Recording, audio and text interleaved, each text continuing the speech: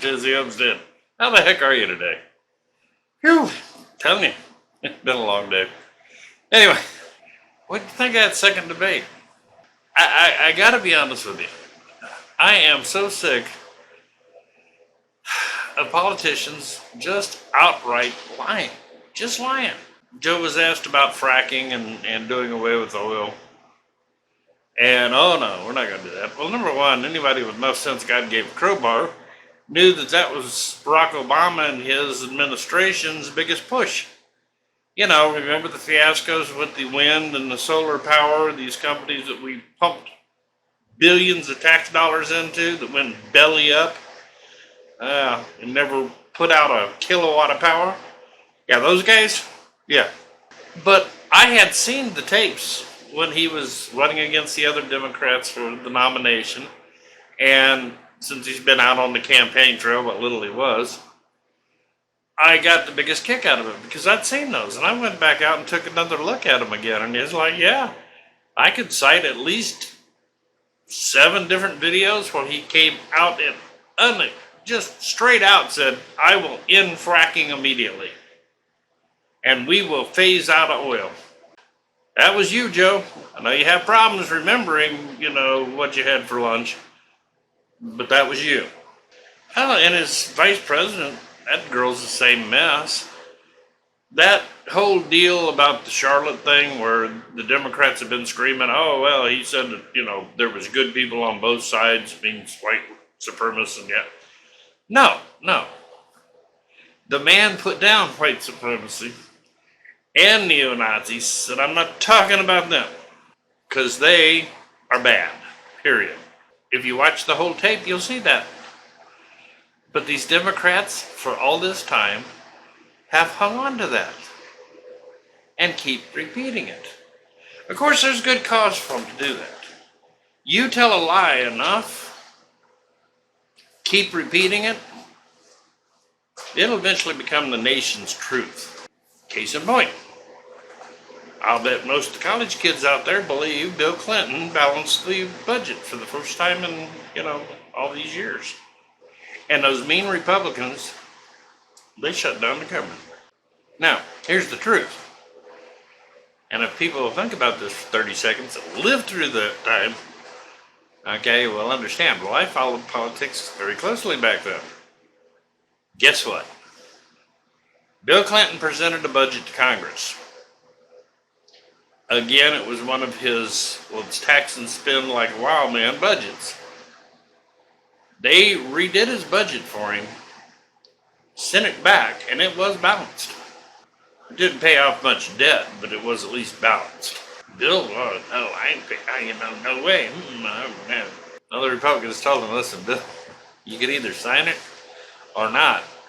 But if the deadline comes and goes, we're not going to give you any funding for the federal government. So we need to come up with a budget, but it's going to have to be balanced. And he kicked cans and everything else until they finally shut him down. He signed that budget. Did Bill Clinton come up with a balanced budget? I guess you could say maybe.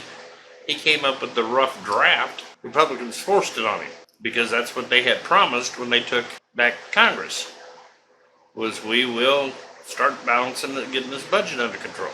But now, you ask anybody, Bill Clinton is the first president that ever gives a balanced budget. He's the first one to ever sign one, yeah. Or not the first. Used to be we balanced our budget all the time. Lord, under Obama, we never had a budget. For 8 years, the government had no budget. How financially irresponsible is that? And man, our economy showed it. Yeah, they just kept adding to it. Hey, I'll take the last one and just add more money to it. We'll just take the last one and we'll add more money to it. That's what the Democrats did. Because they were in total control of the House and the Senate at that point in time, and the presidency. They had full control of the government. And what did they give us? Obamacare. There was nothing else more important in this nation during the Great Recession, during the financial meltdown, and the housing bubble, people losing their homes and things of this nature. The biggest problem to the government, according to the Democrats, was socialized medicine. And Biden stood up there on the debate stage and did the same thing that Obama did. Well, you like your health care program. If we go with Medicare for all, if you like yours, you can keep it. You can keep your doctors. Yeah, Obama said that the whole time they were pushing through Obamacare. And then once it got in there and they went, whoops, guess what? I guess you don't get to keep your health care if you want it. And you don't get to keep your doctors. My bad. Oh, the labor unions got to keep theirs. Because the labor unions helped the Democrats. Anyway, Kamala Harris, she was repeating that same stuff out of Charlotte. And there's a couple of other stupid ones that have been debunked a long time ago that she was repeating. But how does a lie become the truth? Most youngsters today run around calling this country, the form of government that we have in this nation, as a democracy. And it is not, and never has been, a democracy. They'd like it to be. The bulk of the population lives in cities. Bulk of city dwellers are Democrats. If you could turn this nation into a pure democracy, guess what? They would be in charge, period, end of quotation. See, we're not a democracy because the Founding Fathers realized that we have cities and we have rural areas. Rural areas have where we have the land around us producing food that feeds these other bozos in the cities. You take their rights away, they're gonna revolt. We are not a democracy. That is something that we need to start striking out of our conversation. When somebody puts that out online, well, they're damaging the democracy. Good, we're not a democracy. It doesn't matter to us then, does it? Oh yeah, we are a democracy. No, we're not. I don't care how many times your professors have told you that. No, we're not. You'll notice the Democrats really started pushing democracy. Now they got the Republicans even saying it. Why? Because it's become that much of our dialogue. We think we have a democracy. And that's what they're wanting you to think. But you do not. You are part of a democratically elected constitutional republic. And the reason they just don't say it's a democracy and, that it's elected according to democracy is because it's not. That was what the Electoral College is about. See, a bunch of us out here in the real world are getting a little fed up with the fact that you got places like California, New York, so forth, that are just chock full of illegal aliens. North Carolina, and they're letting them vote. The census this year is really going to be hosed up and that was primarily due to California. Okay, because before, they only counted U.S. citizens as far as for doing House votes and so forth, and how many elected officials you get. Well, this year's just if you're here. Number one, no. There is 11, 12, 13, gosh knows how many millions of illegal aliens living in the state of California, living in the state of New Mexico, things of this nature. If you took them out of the counts, guess who's now going to lose things like House of Representatives seats? They're not going to have as much power in government because of all the illegals they got. We need to wake up and stop this stuff. These young people who think they live in a democracy, they want to live in a democracy, go find one to live in. I think Russia has pretty much become a democracy. That's the reason one party rules. But yeah, the lies are just, and nobody questions it. I mean, I went out and re-verified everything Joe Biden lied about last night, or during the debate. So I'm not sure when this is going to go up.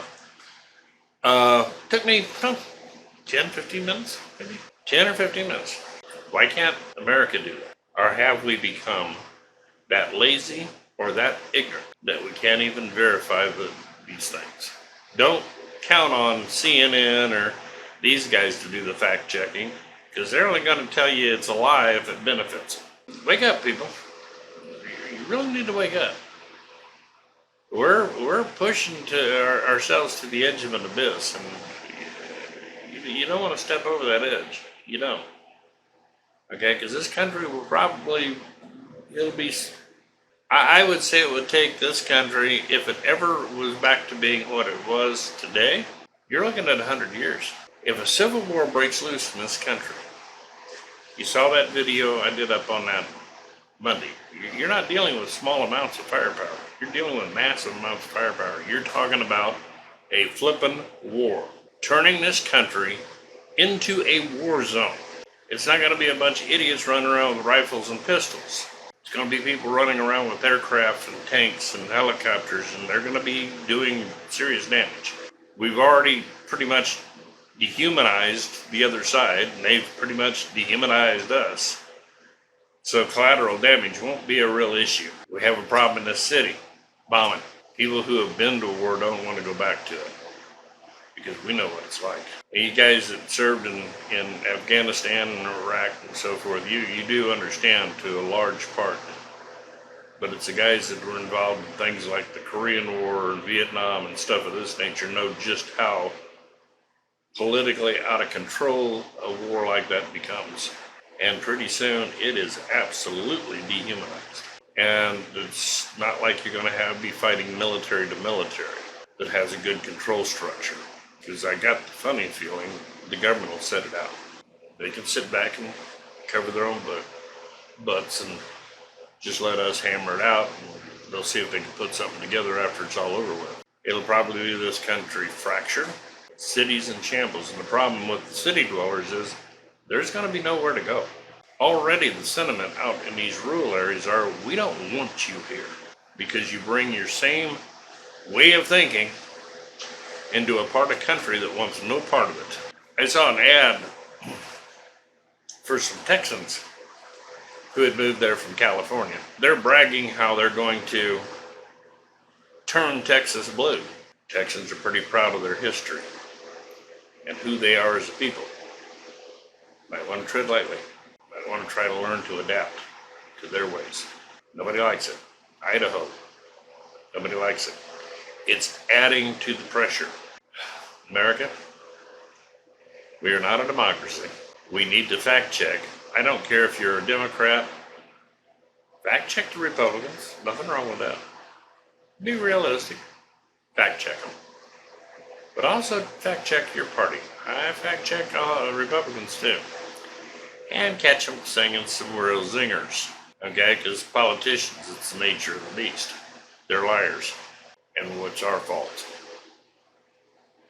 As voters, it's our fault. I am sick of voting for people, the less of two evils. Be it the good people, the true good people who make excellent public servants. I'm going to get involved. I don't want to get in that dogfight. We need to start looking for ways to fix our government. One of the ways would be to give the states back the Senate. We've tried that little amendment of making an elected office. It has not worked out well. It's centralized power and bribes and the money going into Washington, D.C. We need to put senators back serving at the will of their states. It's the reason there's only 2 of them per state, folks. They were never planned to be elected by the people, unless that's what the state decided to do. Most of them was at the appointment of the legislature or the governor. We said it caused gridlock.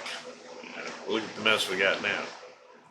Now, I know a lot of you younger Democrats and a lot of Democrats are all upset about them nominating a Supreme Court justice, jumping up and down it. But you're not willing to step back.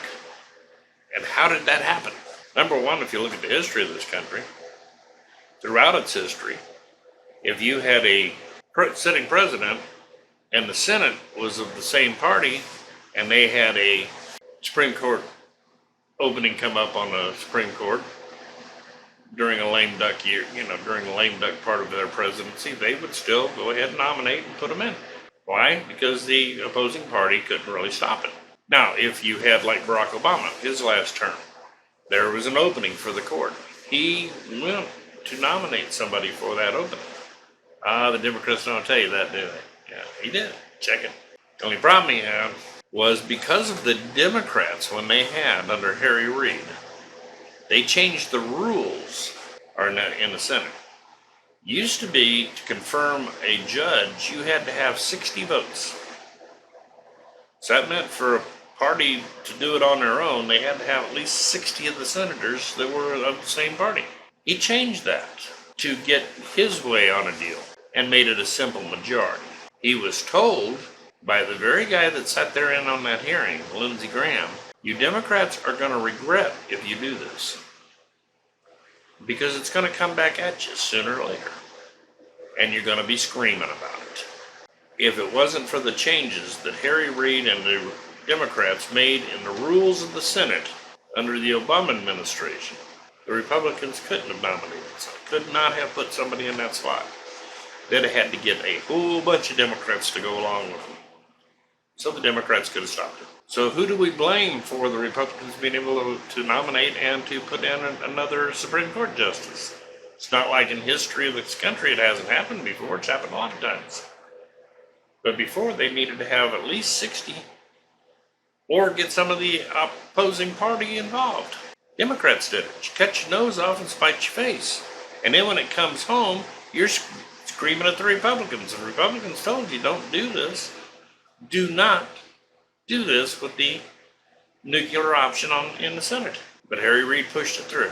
Congratulations, Democrats. But don't make it sound like the Republicans did anything wrong. They did exactly what they could do. Now, Barack Obama, if he'd had, 51 senators in the Senate when he wanted to put his person in during the last year of his term, he could have. Problem was, Senate had switched over to Republican. He didn't have a majority anymore. Republicans told him no. It's ridiculous. Senate needs to go back to, and that's one of the reasons, folks, the Senate was appointed by the states, was to keep things like the consent for judgeships and things of this nature out of the politics. See, senators weren't involved in politics, the heavy-duty politics. They weren't elected by the people. They were appointed positions. Same reason that the judges in the Supreme Court are lifetime appointments, is to keep them out of the political mess. But y'all haven't figured that out yet. We need to get this together. This went a little long. I'm going to cut it off here. There's a lot that needs to be done to fix this country. Do we have the guts to fix it? I bet not. Are we going to end up in a war, a potential civil war, if we don't fix it? I can almost guarantee you it's coming at you. The powers that be that can institute something like this are beginning to go, we don't see a peaceful way through this. When they no longer see any peaceful options, that's when we're going to see the problems start. This is Rich from Tennessee Homestead. Love you guys. Appreciate you. Y'all have a wonderful day. We'll talk to you.